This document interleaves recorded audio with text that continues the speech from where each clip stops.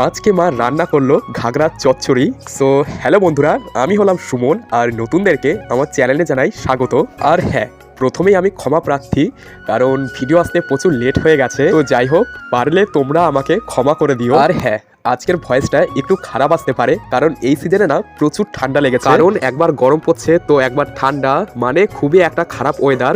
আর তোমরাও সাবধানে থেকো, নিজের শরীরের খেয়াল রেখো। আবার হ্যাঁ, এখন শুনছি নতুন করে আবার একটা ভাইরাস বেরিয়েছে, যার নাম হচ্ছে নিকো ভাইরাস। জানি না কি হবে, তো যতটা শুনেছি সম্ভবত এটা বলে বাদুড়ের লালানির থেকে হচ্ছে, আর এতে করে কি ফলমূল খাও এখন দায় হয়ে যাবে। তো যাই হোক, তোমরা সাবধানে থেকো। এবার চলো রান্নার দিকটায় আসি। তো এইদিকে দেখো, মা এখন ঘাগরা আর আলুগুলোকে মশলা দিয়ে ভালো করে কষানোর পর এখন জল দিয়ে ঢাকা দিয়ে দেবে। আর 20 মিনিট মতো এটাকে ঢাকা চাপা দিয়ে রাখতে হবে, মানে 20 মিনিটের মধ্যে মোটামুটি ভালোই সেদ্ধ হয়ে যাবে।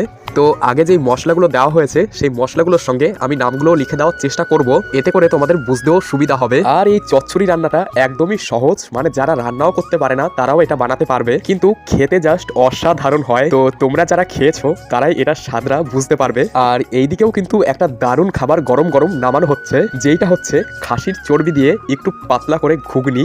আর এটাও কিন্তু মা দারুণ রান্না করে। তো এদিকে দেখো, এক বাটি আমি টেস্ট করার জন্য নিয়েও এসেছি, আর সেন্টটাও মারাত্মক সুন্দর বেরোচ্ছিল। তো এই মেনুটাও তোমরা মাঝে মাঝে বাড়িতে বানিয়ে খেও, মারাত্মক খেতে লাগে। তাহলে চলো এখন আমি টেস্ট করে দেখি, আর তোমরা দেখো, কারণ এখন তো তোমরা ফোনের মধ্যে থেকে খেতে পারবে না, কিন্তু বাড়িতে অবশ্যই ট্রাই করো। আর তোমরা যারা এখনো ঘাগরা চচ্চড়ি খাওনি তারা অবশ্যই কিন্তু বানিয়ে খেয়ে দেখবে, মারাত্মক লাগে খেতে। তাহলে চলো আজকের ভিডিওটা এখানেই শেষ করছি, দেখা হচ্ছে পরের ভিডিওতে।